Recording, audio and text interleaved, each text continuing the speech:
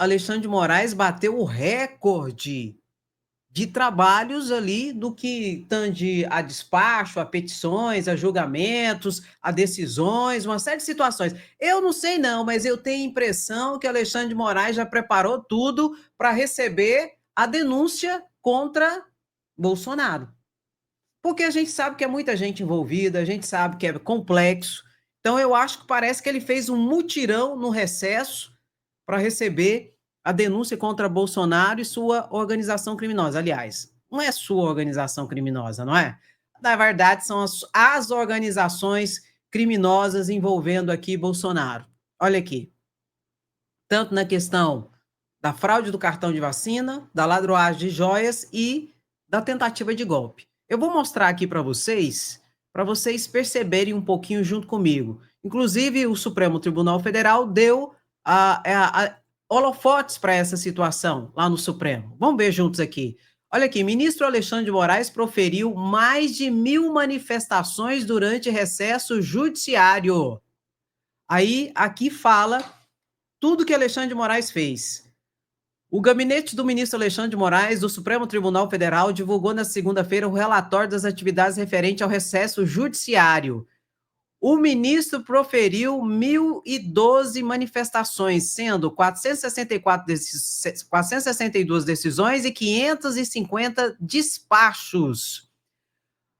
Olha aqui, no âmbito das ações penais, totalizaram 454, só ações penais, das quais 141 foram decisões e 313 despachos.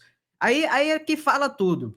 Aí eles fizeram até um relatório, colocaram um relatório com todas essas manifestações de Alexandre de Moraes. Alexandre de Moraes fez um limpa, gente, fez um limpa nesse recesso, acredito que seja exato, olha aqui, Tribunal Superior, Tribunal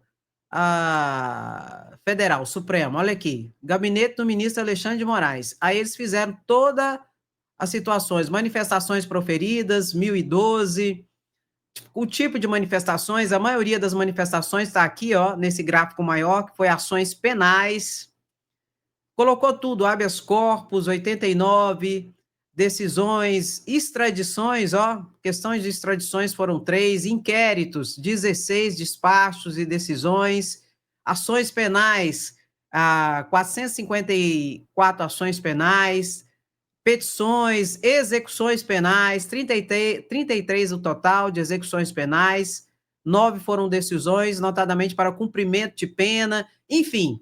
Alexandre de Moraes deu uma geral durante esse recesso agora do final do ano para o início do ano, exatamente se preparando, fazendo o enxugamento de várias situações, se preparando para o recebimento da denúncia contra Bolsonaro e suas 3 organizações criminosas, em que, segundo a Polícia Federal, Bolsonaro é o líder da organização criminosa atinente à fraude do cartão de vacina, em que foram indiciadas 17 pessoas e Bolsonaro é o líder por 3 crimes. Também a questão da ladroagem das joias, em que Bolsonaro, né, junto com o total ali de 12 pessoas, foram indiciadas pela Polícia Federal também pelo crime de peculato, pelo crime de lavagem de dinheiro e pelo crime de organização criminosa. Além, é claro, do mais grave dentro de todo esse contexto, que foi a tentativa de golpe em que Bolsonaro e 37 pessoas ali, o total de 37 pessoas, foram indiciadas pela Polícia Federal pelos crimes de tentativa de golpe, de abolição violenta do Estado Democrático de Direito, além de organização criminosa. A priori foi 37, mas já tem mais pessoas que foram incluídas nesse inquérito policial e outras pessoas serão incluídas também nesse inquérito policial, porque tem muito mais gente. Para mim, vai chegar ali a monta de umas 60 pessoas indiciadas por toda essa questão de tentativa de golpe, de abolição violenta do Estado Democrático de Direito e de organização criminosa. Tudo isso está na mão de quem? Do PGR, Paulo Gonet.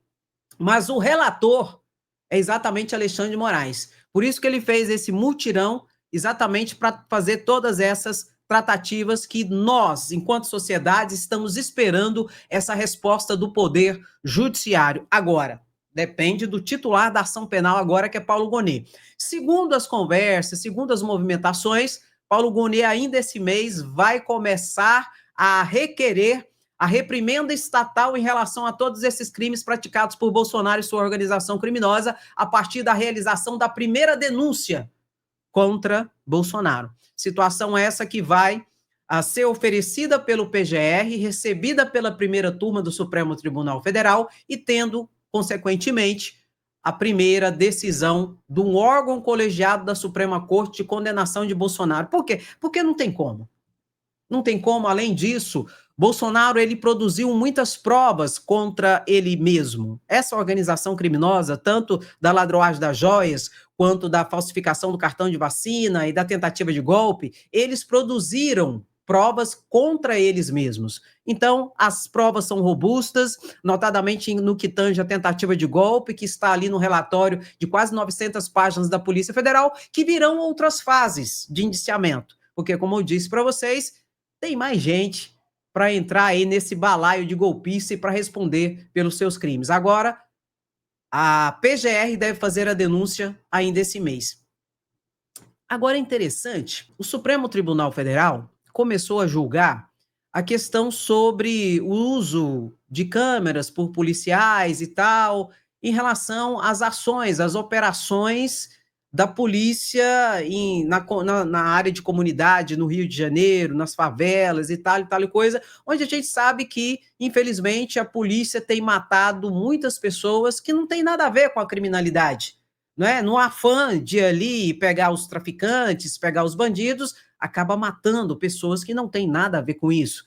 E isso acabou chegando a partir de uma DPF, de uma ação de descumprimento de preceito fundamental junto ao Supremo Tribunal Federal, para que o Supremo Tribunal Federal decida o que pode ser feito para diminuir essa letalidade, notadamente em relação a pessoas inocentes nas áreas de comunidade, a partir dessas ações da polícia ali, federal, civil, militar, nas áreas de comunidade.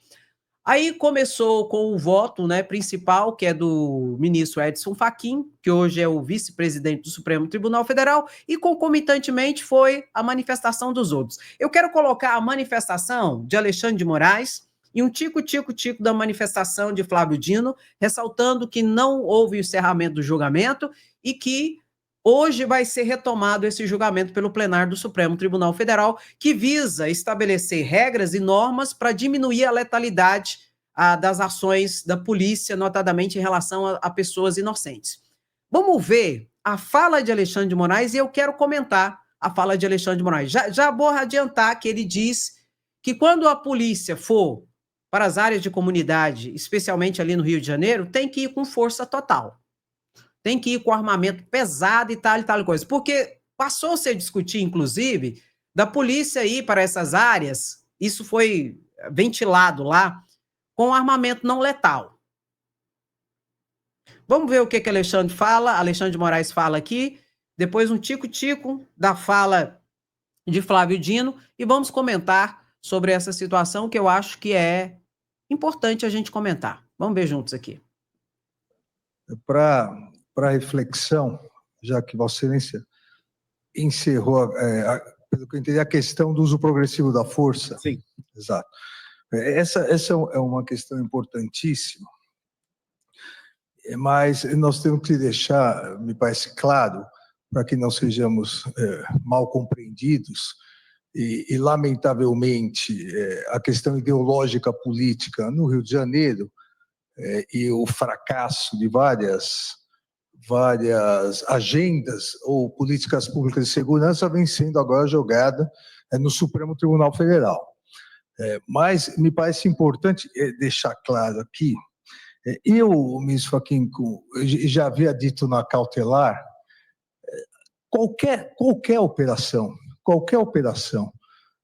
no Rio de Janeiro, porque nós estamos a falar do Rio de Janeiro, qualquer operação contra milícias, contra o tráfico de drogas, me parece óbvio que o armamento a ser utilizado é o armamento mais pesado possível que a polícia tenha. Isso aqui.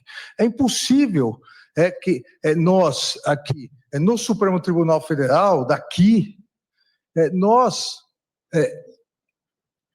insinuemos a polícia que ela possa ingressar numa operação contra a milícia, contra o tráfico de drogas, que lamentavelmente foi dito por Vossa Excelência, pelo ministro Gilmar, a questão de terrenos, de áreas controladas, e que haja outra possibilidade de operação policial que não seja com armas letais. E aí vem uma questão que é importantíssima, que nós precisamos realmente discutir, como Vossa Excelência vem fazendo e traz esse belíssimo voto, a questão das causas e dos efeitos.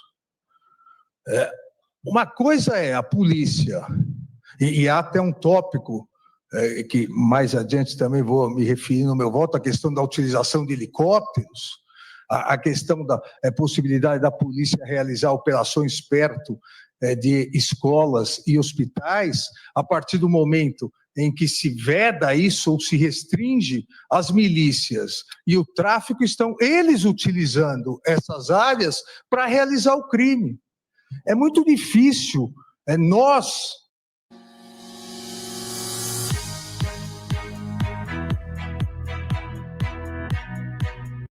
daqui entrarmos em pontos específicos de operações policiais em áreas em que a população, e nós não podemos romantizar isso, como infelizmente alguns fazem, principalmente em novelas, em seriados, a população, em grande parte dessas áreas, ela é escravizada pelo tráfico de drogas, é escravizada pelas milícias. Se eles discordarem de algo, ministra Carmen, eles são mortos. Se a população discordar que o traficante, que o miliciano utilize sua casa, que o traficante, o miliciano, convide sua filha para sair, eles são mortos. É uma escravidão moderna, com uso de armas, com uso de ameaças, uso de coação. Então, uma coisa ou são as operações, e não há possibilidade, eu digo isso aqui, com todo respeito às opiniões em contrário, mas como alguém, no período das eleições, no período das Olimpíadas, organizou a segurança no Rio de Janeiro, como ministro da Justiça, e, num determinado momento, e as forças policiais do Rio de Janeiro se recordam, num determinado momento, uma viatura da Força Nacional foi fuzilada porque realizava uma operação, não em operação policiamento de rotina. Não é possível dizer que as forças policiais devem ingressar e, a partir da operação, ir verificando o uso da força, progressivo da força.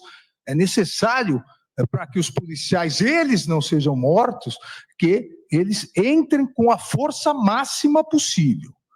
Isso é a causa. O efeito é diferente. Qualquer desvio deve ser apurado. E aí, me parece que também nós poderemos incluir, e eu vou sugerir a Vossa Excelência depois alguns pontos. Aí a questão não pode ser colocada só no Poder Executivo, não pode ser colocada só nas polícias. Aí a responsabilidade do Ministério Público e do Poder Judiciário é muito grande. E eu cito um exemplo lamentável, recente, em que uma operação deu errado, todos se recordam, aqui foi julgado recentemente o catator de recicláveis, Luciano Macedo, que numa operação, o policiamento simplesmente, na verdade, eram as Forças Armadas em GLO, desferiu 82 tiros no seu carro. Óbvio, e desses 82, 62 tiros acertaram ele.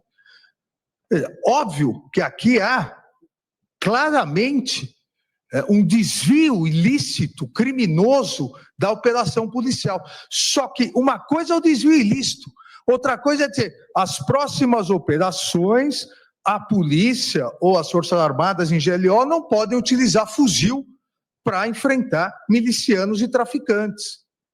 São coisas diversas.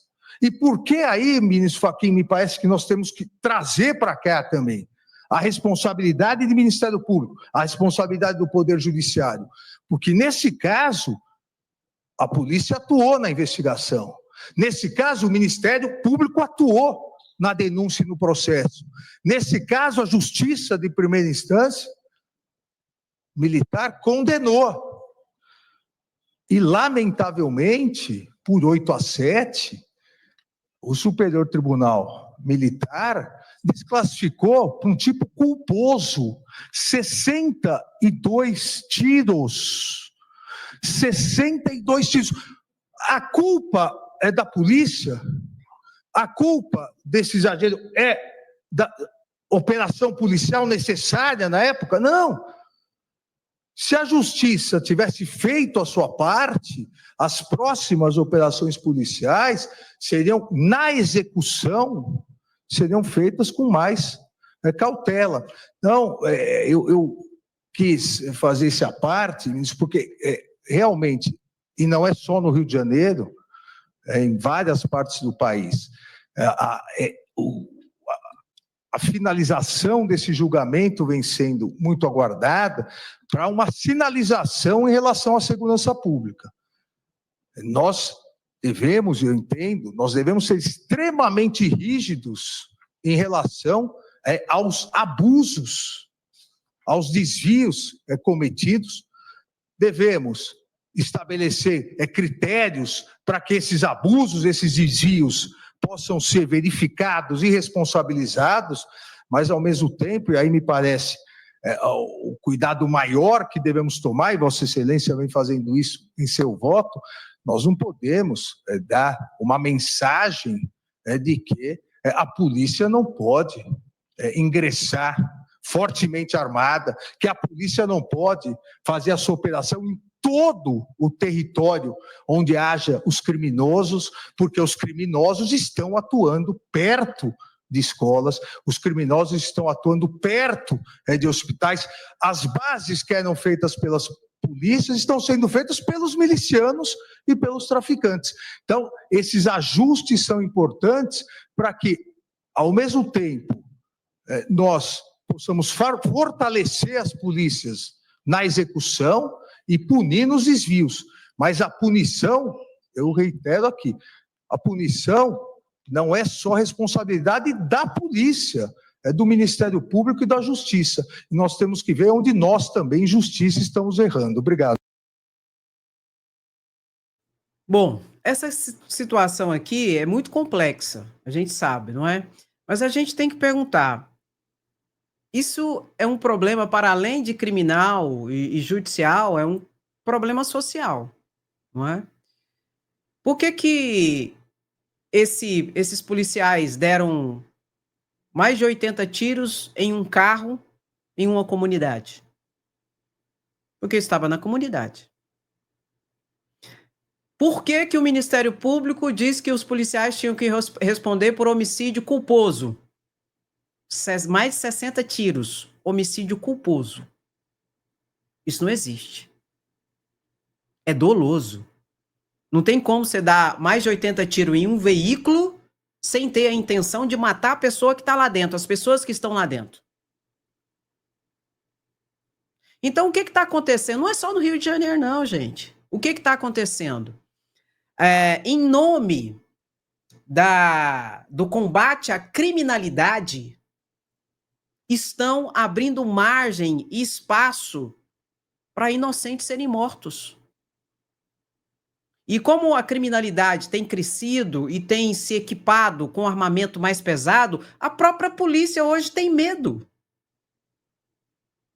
Aí chega e atira, deu uma sombra, tá atirando. Aí chega o Ministério Público, chega os governadores e passa pano para ações absurdas das forças policiais.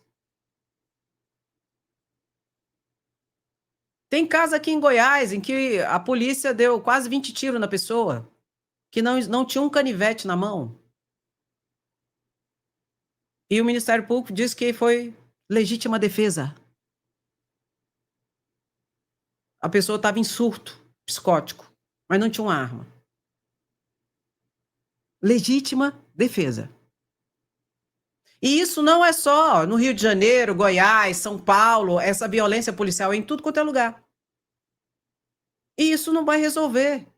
Porque quem é penalizado nesse campo todo? Primeira situação, eu não tô nem aí para bandido. Bandido bom é bandido preso.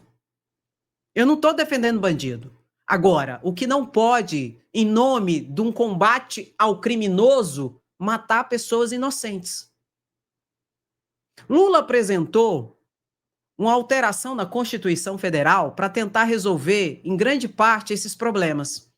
Só que vários governadores e deputados e senadores estão resistentes. Mas por que, André, que estão resistentes? Porque o grande combate a partir dessa alteração na Constituição Federal não é nas comunidades, não é no ambiente pobre. Vocês viram lá a polícia metendo tiro lá em São Paulo? Isso está em tudo quanto é lugar. O pessoal foi alagado de enchente, foi se manifestar e a polícia de Tarcísio metendo tiro no povo. Por quê? Porque é uma região carente. Então, não estamos nem aí. E eu te pergunto, aonde estão os maiores bandidos do Brasil? Ai, Andréa, tá na favela, tá na comunidade. Você está enganado. São grandes empresários que usam dessa estrutura para lavar dinheiro do tráfico internacional, que traz centenas e milhares de quilos de drogas de fora para cá, para o Brasil.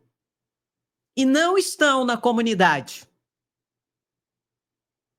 O que precisa? O que a polícia precisa fazer?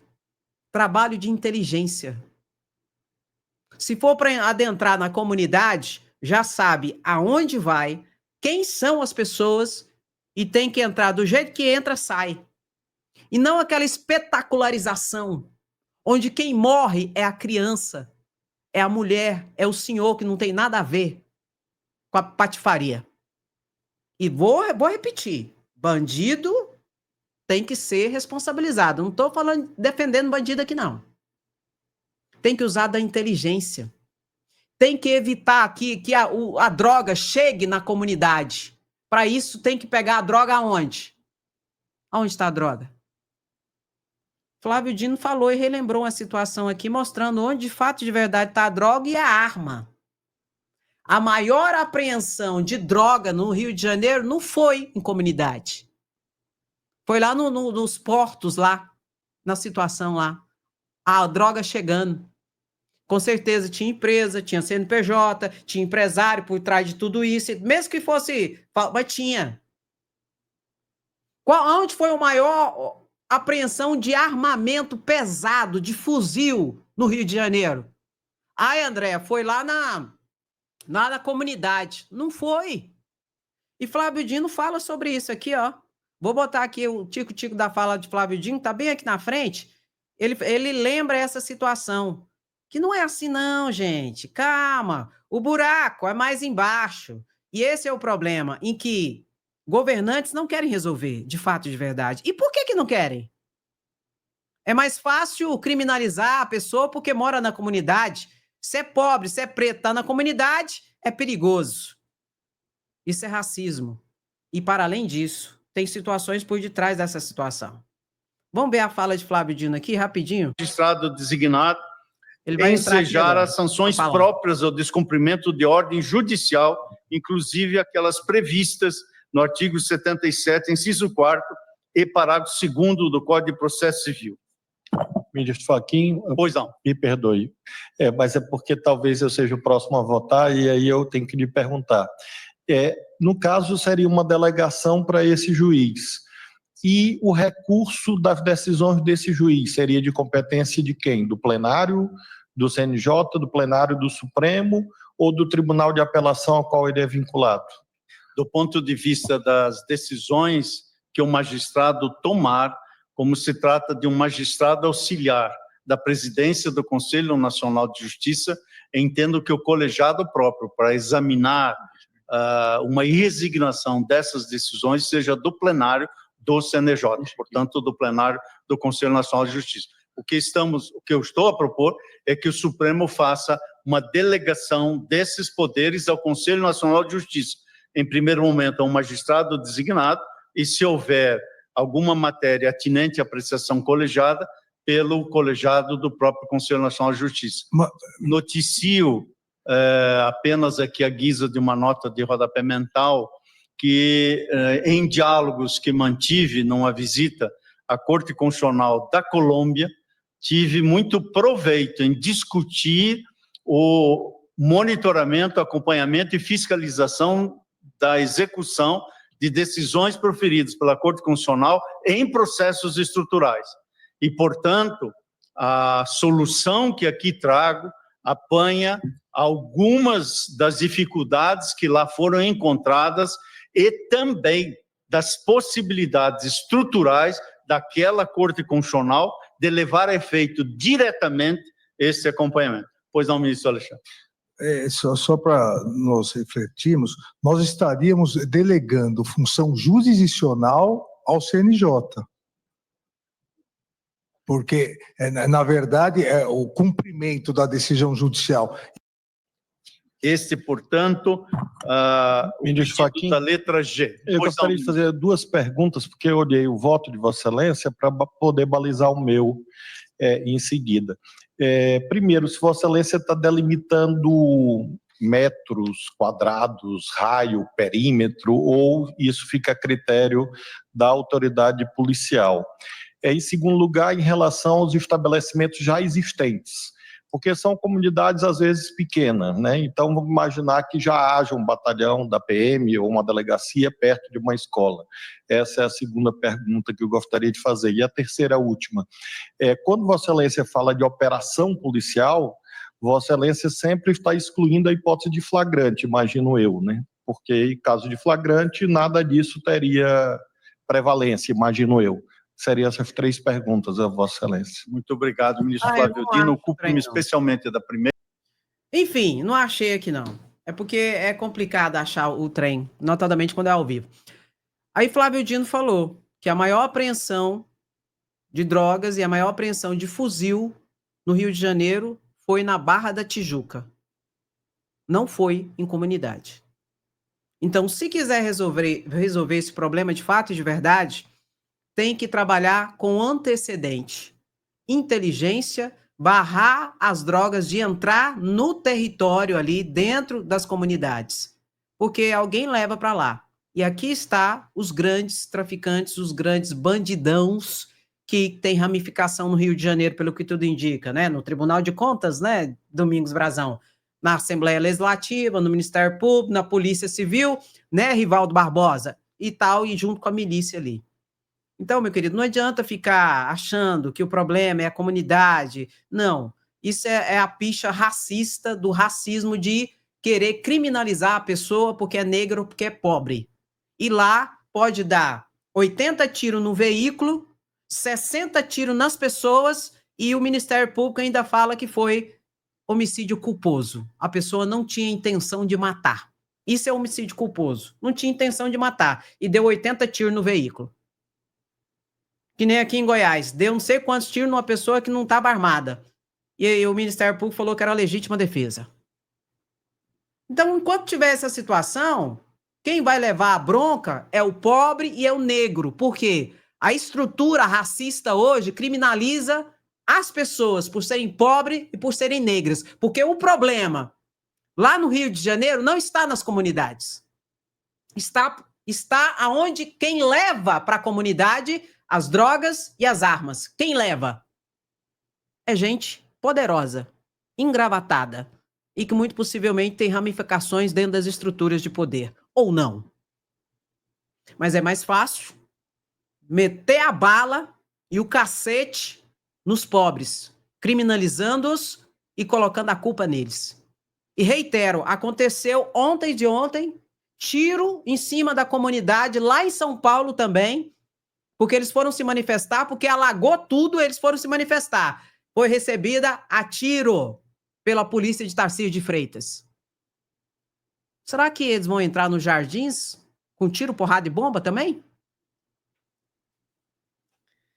Inclusive, o deputado federal Henrique Vieira falou sobre isso, um tico-tico sobre isso, lá na tribuna da Câmara de Deputados Federais. Vamos ver o que ele fala. Atual política de segurança pública baseada no tiroteio, no enfrentamento e na letalidade é inconsequente, hipócrita, ineficaz, enxuga gelo, derrama sangue, destrói famílias e alguém lucra com isso. A favela quer viver e essa DPF, na nossa opinião, tem que continuar e ser aperfeiçoada. A atual política de segurança pública baseada no tiroteio, no enfrentamento e na letalidade é inconsequente. A DPF das favelas, na nossa compreensão, precisa ser mantida e até mesmo aperfeiçoada.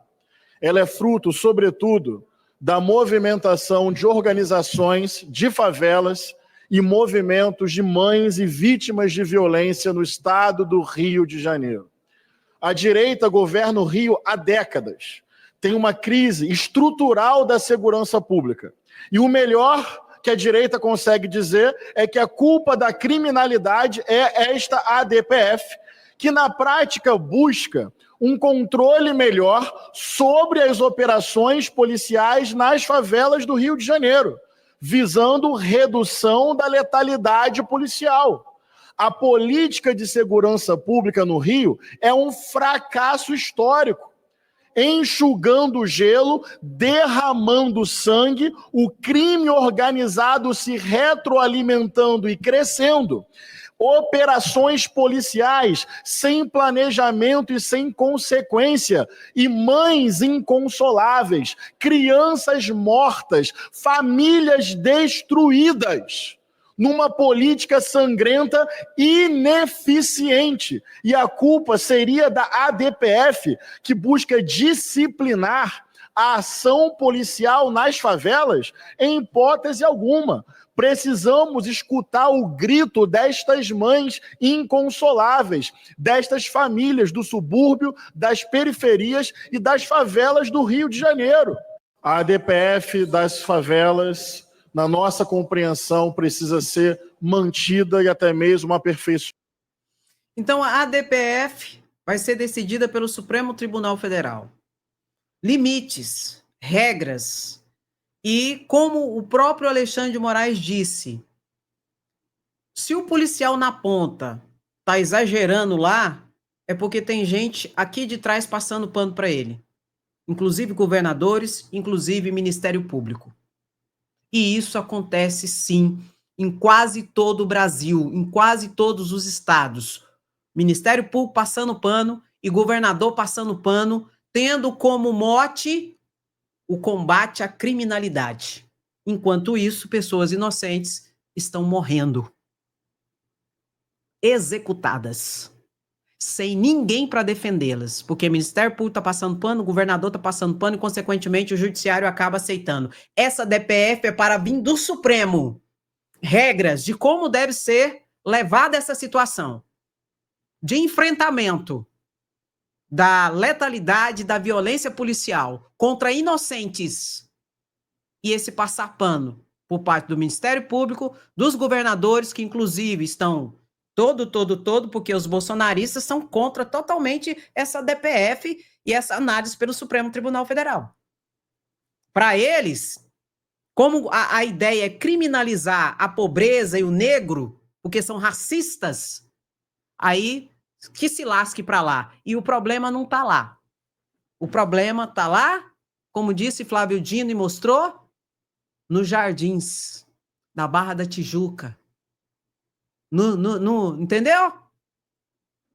E tem que trabalhar com inteligência, impedindo que chegue armamento e drogas nessas áreas. Para isso tem que enfrentar de fato e de verdade o crime organizado e os cabeças, que na sua grande maioria estão traduzidos como políticos bandidos e grandes comerciantes e empresários bandidos que usam dessa estrutura para lavar dinheiro da criminalidade. Aí ninguém quer resolver.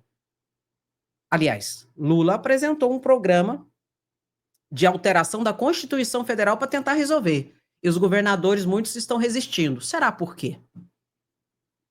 E a culpa é de quem? Do pobre e do negro, que são criminalizados. E a culpa é deles. Enquanto isso, os brancos e ricos que tá ali dentro, os grandes cabeças das organizações criminosas estão dando um de Deus, pátria, família, homem de bem, conservador e exemplo para a sociedade brasileira. Ou não? Talvez eu que tô doida, né? Talvez eu que tô errada. E o Supremo vai encarar essa situação. Toca no like e bota, bota, bota. É sem anistia, somos resistência e queremos justiça. Dá aquela paradinha e curte a live. Porque obrigatoriamente o robô que rege o YouTube indica para mais pessoas, senão não vai indicar. E a gente precisa alcançar mais pessoas, para ver se traz um pouco de racionalidade, de sobriedade, diante de tanto extremismo, de tanta mentira, de tanta fake news, de tanto discurso de ódio.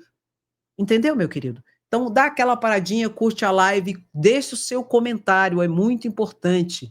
Sem anistia, somos resistência, queremos justiça, tá bom? E, se puder, compartilha, coloca no seu WhatsApp, nos seus grupos, no Facebook, no X, e vamos estar juntos. Toca no like e bota, bota, bota! Vai se lascar, patriota de Araque, porque aqui o Brasil é dos brasileiros.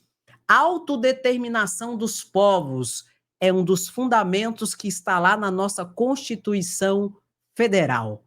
Pronto e acabou. Meu querido, muito obrigada pela sua presença, sapiência, resistência. Quem gosta, fica, curte, comenta e compartilha. Quem não gosta, vai se lascar. E não se preocupe, não se preocupe. Beijo no seu coração. Até a próxima live. Tchau, tchau.